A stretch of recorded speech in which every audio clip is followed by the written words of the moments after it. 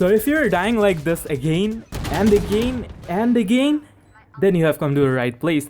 So hello guys, welcome to another new video, and I can be pretty sure that the tips and tricks that I'm gonna give you today will help you to become a better player in Valorant. And stay till the end to know all the tips and tricks, and be sure to hit that subscribe button, because the people who are not gonna subscribe, I'm gonna one tap them. Okay, so let's just ignore that. So starting off with number 5, choosing guns can be a pain while playing the game, and there are a lot of guns as you can see on the screen. While I can't obviously comprehend all of them, but I can surely suggest some of them. Now if you are a sniper type of guy, you might just choose operator, because while it's the most powerful sniper in the game, it's maybe a bit of convenient to use. But the only caveat is that it's the most expensive gun in the list, and your bugs does matter if you're playing unrated. So shotguns are a bit on the weaker side. Now don't get me wrong, no, you shouldn't do that, because while they're the most powerful in the short range, they completely mess up the long range like this.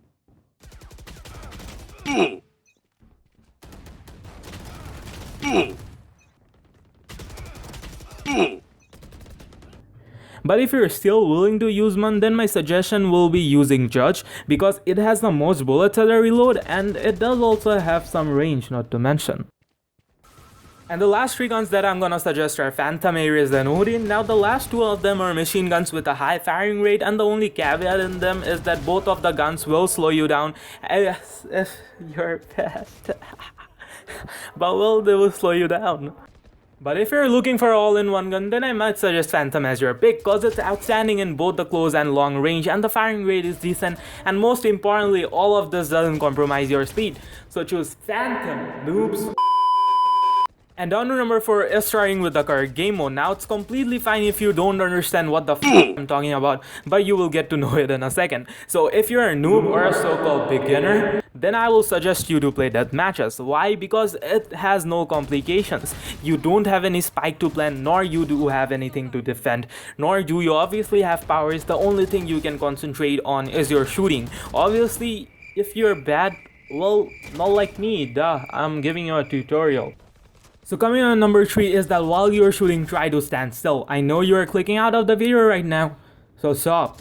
But here you go, when you desperately move, your shooting accuracy, yes, that thing, shooting accuracy, is straight up 1000 times less than when you are standing. You can obviously figure it out by the clips that I'm showing you right now, or from the enemies that you get killed every single match. Now here's the suggestion, try to stand still or crouch while you're shooting. This helps in the accuracy. And so let's move to number 2.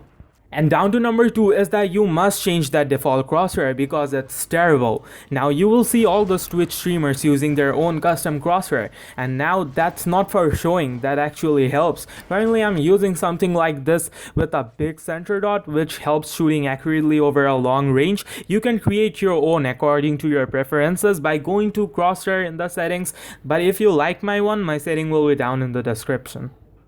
And finally down to number 1, please don't close the video if you're gonna get mad at me in a few seconds, but you actually need this, which is communication.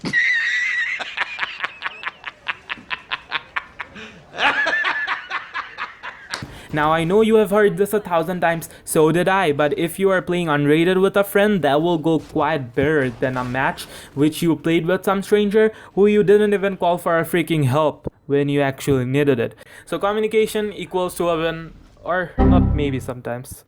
So I hope you learned something new from this video today. That was so nerdish. But of course, leave us up and a like and a comment. But if you don't subscribe, your Valorant account might go boom. So thank you for wasting your time, and I will see you after a week or a month or a year or possibly a decade.